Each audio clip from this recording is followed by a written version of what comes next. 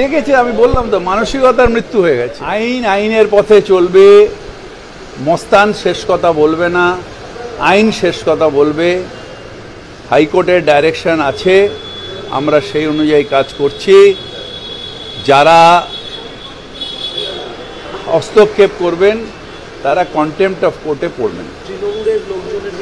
যার পেছনে আপনি সিপিএম হন, তৃণমূল হন, স্টার আনন্দে হন, যার বিরুদ্ধেই হোক কন্টেম্পট হবে, কোর্টের ওপরে কেউ নয়। আচ্ছা, অর্জুন সিং বলছে ওনাকে নাকি রাসায়নিক মিশিয়ে মেরে ফেলার চেষ্টা করা হচ্ছে, সিআইডি ডেকেছে, বলছে এমন কিছু স্প্রে করছে হাত পাত দিলে উনি নাকি 2-3 মাসের মধ্যে মারা যেতে পারেন, এসব ওনাকে খুনের চক্রান্ত। কি বলবেন? একটা মানুষ না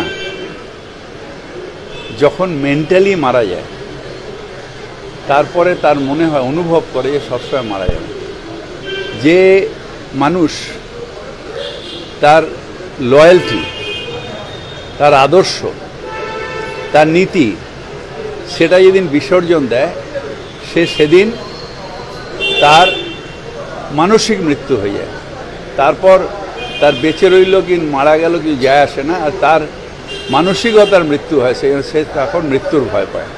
আমরা 21শে জুলাই গুলি চালাতে চলে গেছি কারণ মানসিকতার মৃত্যু হয়নি, মৃত্যু বরণ করতে গেছি, আন্দোলন করেছি, মৃত্যু বরণ করতে গেছি।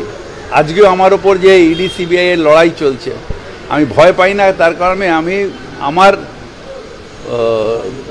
নীতি, আমার আত্মবিশ্বাস এবং আমার সততা মধ্যে আমি বিশ্বাস করি, তাই কেউ আমায় কিছু করতে পারবে না। ডেকেছে, আমি বললাম তো মানসিকতার মৃত্যু হয়ে গেছে। দাবি ত্যাগ এই চ্যানেল কোনো প্রচার করে না হিংসাত্মক, ক্ষতিকারক বা অবৈধ কার্যকলাপ। এই চ্যানেল দ্বারা প্রদত্ত সমস্ত বিষয়বস্তু শুধুমাত্র একটি শিক্ষামূলক উদ্দেশ্যের জন্য। ধন্যবাদ। শুভেচ্ছা টিম আমার বাংলা নিউজ।